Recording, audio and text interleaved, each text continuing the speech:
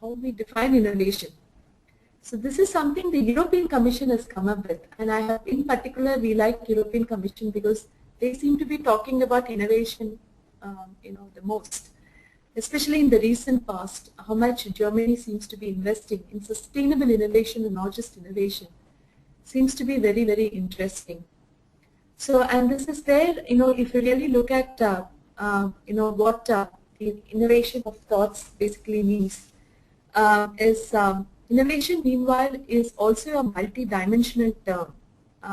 If you see, it can have both subjective and objective traits. Subjective traits of innovation include process of creativity and original thinking. It's interesting if you really look at how European Commission has provided the definition of objective versus subjective, and subjective traits has been more of the thought process and the creativity processes that anybody or any team or any company might have. But basically, if you look at objective, I want you to come to the last paragraph there, which says objective traits of innovation include the structures within which such ideas are thought about, transmitted to and taken up by others, and the output and outcome in terms of definable benefits. So this is all basically says that why innovation can be thought out in different ways. All of us have our own ways of defining innovation. So we might just say it's a new process, it's a new thought, it's a new product. It could be day-to-day innovation where your own lives have certain improvements. But I really like the structured idea, and I thought it might be important for you to go into the European Commission site and then understand more. So I'm keeping this in mind as the creativity, original thinking, and structures as three aspects that one should consider while connecting the workforce with innovation. So I'm keeping that as aspects before moving forward to the various references that we have. What is the background of this entire presentation? Because something should have triggered us to come up with this process. I've been attending various forums and various conversations around teams, virtual teams, and innovation seem to be coming up very often. And what I hear a technical person speak is very similar to what an HR person also speaks. There is no difference at all in terms of how you want to connect innovation with workforce diversity. So keeping that in mind, these are some of the hypotheses that I've come across, which you might want to question over a period of time, or you might want to go back to your respective organizations or your own workplaces and test. So the four various hypotheses that I am putting forth here is that the global literature and company experience indicate that high productivity increasingly depends on effective functioning of teams. So which we all know, this is something that we always say, we need functional team. You need to look at what makes the teams dysfunctional and start working around it so that we don't lose productivity or innovation. But there is also a definition of how the team definition itself is changing. The team that encompasses a variety of diverse characteristics individually which comes together collectively can spark creativity and innovation and have a greater capacity. So, it's a very interesting say. They say that, you must bring 5 people of 5 different origins from diverse backgrounds and make them put together, and they might actually come up with very innovative ideas. It is just a saying, but we want to know whether it is right or wrong, whether there is enough research which will help us to say that this is acceptable or not in the organizations. When we really can't have when you actually do some research in the website, you'll be very surprised to see that there are certain hypotheses that when you create a neighborhood, you want a neighborhood which is not a global village. You want to have neighborhoods which have people who are very similar in their thought process and the day-to-day function. It seems to go actually against the innovation that we want to bring up in a company, saying that we need to encourage diversity in the workplace. So there is still a conflict between how we want to promote a society and how we want to promote a neighborhood in the society versus how we want to promote team working within the company. And also they say that they outperform homogeneous workplaces as they draw on a greater pool of ideas because their interaction produce better solutions. So basically says heterogeneity in the team actually matters. There's a lot of research around that which I will say going forward. The challenge for business is to manage this diversity effectively so as to harness these outcomes, which we all know, and that is why we are here today. So I'm going to give you about 8 empirical research which I found as very interesting and practical. I'm giving you more on studies because I know we are all here to understand whether it would work or not. So we always talk about, yes, people from diverse backgrounds, they come together, may produce interesting out-of-the-box ideas. So I'm not here to reinforce the message, but I'm actually here to simply say that there are evidences. And this is the first evidence. There is a positive link between diversity and innovation. So back in 2002 itself, the Adler seemed to have said that positive group outcomes such as increased levels of innovation, creativity and problem solving happens on multicultural teams. Similarly, you have Hennessy and Amabel, even before 2002 in 1998, suggests that diversity, when combined with sensitivity and trust, enhances creativity and problem-solving capability. I think the major barrier for many of us, and also an opportunity that a human capital person really would want to leverage, is to build a workforce or a workplace that accepts sensitivity and trust. And I think that's why all of us are here, but there is a direct connect between the sensitivity and trust and then innovation, which has been found in the study. And similarly, there are more on the cultural diversity. They found that, if you look at Niebuhr, found higher levels of research and development and innovation in regions of Germany that had higher levels of cultural diversity than regions with lower levels of diversity. Which also say that regions that actually promote diversity and diversity of thoughts, there is a higher productivity and innovation. I actually find the second one very interesting. 1,000 international teams were studied by Grattan in 2007, and innovation was positively correlated with equal gender ratio within work teams and negatively correlated with an unequal ratio.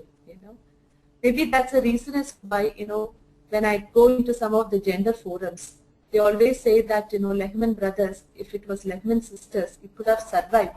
So somebody could have come up with some many innovative ideas when the company was not actually doing well. We always say the best ideas come up when there is struggle, when the country is undergoing recession, or when there is an economic downturn. So there, of course, diversity really matters, and this seems to be really helping us with with evidence. The second empirical study is there is a strong linkage between diversity and innovation, and how you actually leverage different mindsets, perspectives, and individual resources. So if the workplace does not accept different mindsets, do not really promote perspectives and individual resources, then you would find that there is you do find that it comes up in the empirical study. So the diversity can contribute to more effective decision making and problem solving capability for providing diverse range of perspectives, a broader spectrum of expertise, and more robust critical evaluation. So here is, there is a person who has, as I'm talking to you, has also asked me, how is this compared? Do you find that there is a similarity between the innovation and whatever empirical studies that we are sharing right now? Do you think this is applicable to the product-oriented organizations and organizations that are into manufacturing? To be very honest, most of the empirical studies until 2004, from where we have drawn these examples, are all from industries that are not heavily services oriented. Most of the innovations studies have come up only on product-based companies, because the product-based companies have a larger geo spread, and also they have been catering to the various demography. and you know that there is a continuous innovation from the customer perspective. Because the diversity basically can look at 4 different areas. It can be a workplace diversity, where you will only concentrate on improving your workforce strength because you want to be looking at different ways of leveraging this workforce. The second could be a supplier chain diversity, where you will promote the supplier chain, promote diversity in your suppliers and vendors. Maybe because that's the channel that you want to create to reflect the market that you are actually catering to. The third type of diversity could be the market diversity itself. You are actually looking at how you want to respond to the market dynamics and start drawing innovation from how the markets actually seek for innovation in your products and services. And much of the market is filled with diverse set of people who are your consumers, and therefore you start practicing diversity. So pretty much, Mr. Naik, I think I completely agree with you that many of these empirical studies have been founded on non-services industries and now best tested on services industry. And we are looking forward to more similar empirical studies in future. If you really look at most of the empirical studies between 2002 and 2012 have been largely on the multicultural themes, because many of the companies have started evolving geographically, and therefore we have more studies around the multicultural and innovation.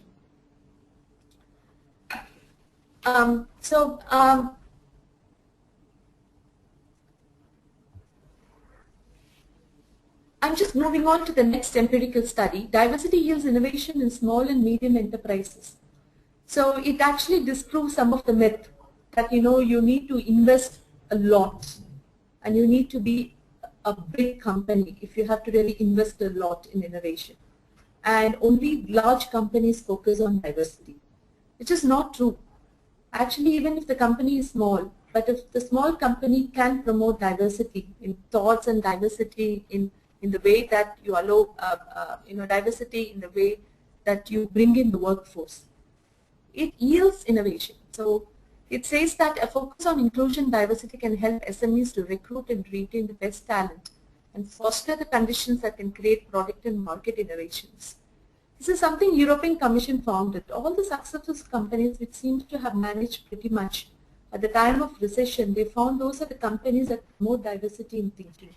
Those were the companies which were ready to leverage even the smallest of ideas that was brought by the people. And I think this is a very interesting empirical study that one should keep in mind. The main challenges and barriers are overcome through good management. This is a proven study. So if you do not have a strong management that seems to really promote diversity of thoughts, if it is a hierarchy-based organization where any idea has to flow through many number of channels before it can actually reach somebody who is an influencer or a decision maker, there is going to be a lot of ideas which will be lost in transition. So how much do the workforce trust the leadership for sharing their ideas openly and in the most confident manner? I think makes a very big difference on how to leverage, on leveraging diversity for innovation. So in companies where there could be a larger workforce which belongs to a particular homogeneous group, and there are multiple minority groups that actually belong, which brings in heterogeneity. And if you really do not create platforms or create platforms to promote trust and transparency, for them to voice out their ideas or voice out their opinions about any matters of the company, you do find that there is somewhere the good management is not practiced. There are more studies about it, and there are practical examples that you can see in India itself, but I thought it is important for me to just show the study alone. Here we go. There are some specific studies around women, and this is one interesting study I thought I should share with you. Women-led teams in companies have higher productivity and better financial performance. Of course, a famous research is by the Catalyst. It says that there is a higher return on equity by companies which are led by women than those that are led by men, which means there is a higher percentage of women in senior management. So in 2004, they came up with this particular research, and it got reinforced in 2010, if I'm not wrong, because they did conduct the study after 5 years to see if this is really true or not. I think most of their companies that came onto the list were the Fortune 500, and they actually did this study. But the return on equity is very interesting. And in that study, the return on equity was also founded on the innovations that have been brought into the market because of these women-led teams. So this was interesting study, so I thought I must share with you. The next one is about cultural diversity can improve innovation and profitability. And they're interested, so there were about 6,560 professionals who got interviewed by Dr. Finn in 2010. And whatever we believe as heterogeneous teams were better than the homogeneous teams in terms of culture were proven right.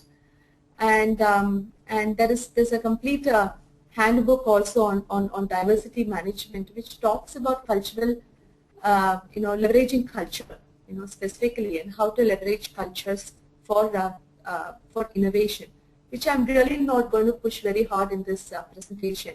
That is just for the readers to read if you're interested. Generational diversity and innovation, it's the most sought after subject today. But I don't think I should really answer this as an empirical study, because this is something that we are seeing day to day. So some of the best innovations has happened in the last 10 years. And some of the best innovations has happened in companies which promote diversity. And some of these best innovations has also happened because it is not the experience in the company that matters, but it's a matter of what's the idea and whether the idea is really sustainable or not. There are a lot of studies which are going around the multi-generational workforce and how to leverage multi-generational diversity for innovation. I was watching a very interesting serial yesterday, and there was this conversation between a senior and a junior lawyer. So the senior lawyer actually tells the junior lawyer, your generation is very brilliant. It's a lot more brilliant than we are, maybe because you're technically savvy and you're very well connected through your own social networks. You learn faster than us. But what we miss in you is perseverance and dedication. So I was just thinking whether it is still a myth between 4 generations. But I think certain myths also need to be questioned at this point in time, with so many generations coming. And that's something that I'm really putting forth to the audience to question. How much space are we giving for generations to work together and contribute ideas? Or are you still going with the traditional hierarchy of experience matters? This is an interesting study of KPMG we all need to know. Innovation is associated with the risk culture. And how do organizations promote this risk culture? And what kind of skill sets that diversity actually brings in managing this risk culture? It's a very interesting empirical study. You know that innovation is mapped to sustainability today, and sustainability plays a very important component of the enterprise risk management. So I'm putting forth some of the interesting points that I found from this KPMG study. And the focus companies were majorly India-based companies, and therefore this particular study really matters to me. Universally, it's agreed that holistic risk assessment is influenced by the risk culture in an organization. 93% of survey respondent sample agreed that balanced board facilitates efficient risk management. What does balanced board mean? A balanced board is the one that actually brings equality and equity among all workforce so that they can share their opinions, and also the board promotes diversity in competencies. So they do not really discriminate gender or discriminate people based on their backgrounds, but they promote people based on their competencies. So what is interesting is the next one, which says, according to KPMG study, skills on which women and men leaders were rated high on by their ability to perform a distinct yet complementary. So I think all of us have been worried about this yin-yang concept for a very long time. People in India always talked about Lord Ardhanishwar, who talk about the male and the female aspects. But here is a study which basically says that our skills, that skills are complementary skills. This further affirms the need for a balanced board, as an underrepresentation of women at their level also implies an underrepresentation of the skills they bring in, leading to the potential skill gap. So this is a basic, fact that we all know. So if anybody is kind of underrepresented in a community, the skills they bring to the table may also be underrepresented. But what we may forget is the kind of unique skills that they will bring to the table, which otherwise, if you do not leverage, it's not going to benefit your organization, right? That is something that we had forgotten. And here is KPMG, which has reinforced this message. So what are the leadership traits and skills that people bring? So it's interesting. Women, this is